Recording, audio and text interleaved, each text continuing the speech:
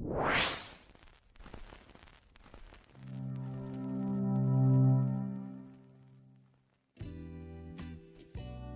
are going to look at two very crucial and highly specialized cells, egg and sperm cells. These lead to each and every one of us being here, hence they are so very crucial. The female sex cells are known as the ova or egg cells, or ovum for one. The male sex cells are known as sperm cells. Both of these sex cells are known as gametes. Gametes are an organism's reproductive cells.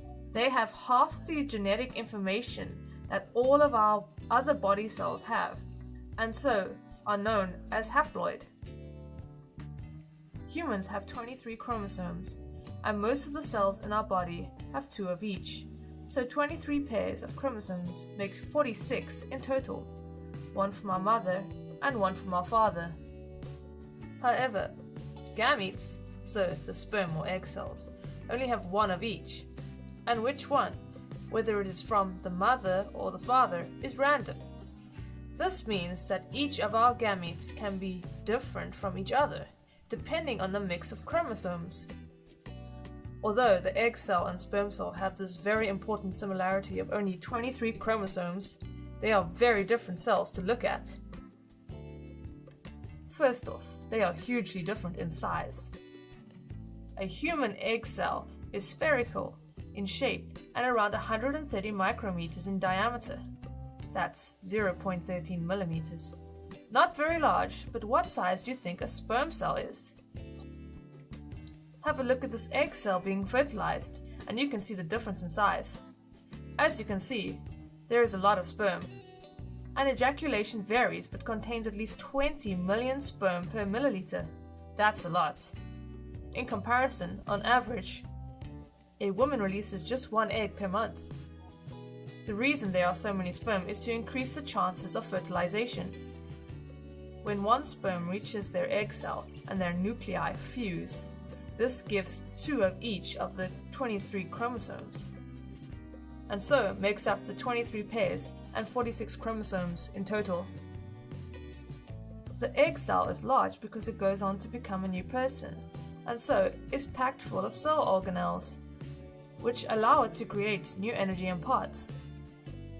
The sperm, on the other hand, only passes on its nucleus. Let's take a look at what is special about sperm. The head is full of the cell parts that produce energy and also the nucleus. The sperm needs lots of energy to get moving. As you can see, there is a tail that it uses to swim to the egg cell. The sperm has a long journey, while the egg cell doesn't move. You can also see the cap right at the top of the sperm. That's called the acrosome and contains special enzymes. These enzymes are used to break through the protein coating that is around each egg cell. Because this protein varies from species to species, this egg prevents cells from being fertilized by sperm from another species. From this video, you should now know the difference between an egg and a sperm cell. The egg is much bigger, does not move, and contains organelles needed for the fertilized egg to develop into an embryo and onto a new human. Sperm cells are much smaller and motile, and there are millions of them. They only pass on their nucleus, and so are able to be small. And most importantly, you should now know that gametes, so the egg and sperm cells, only contain 23 chromosomes each. This is known as haploid.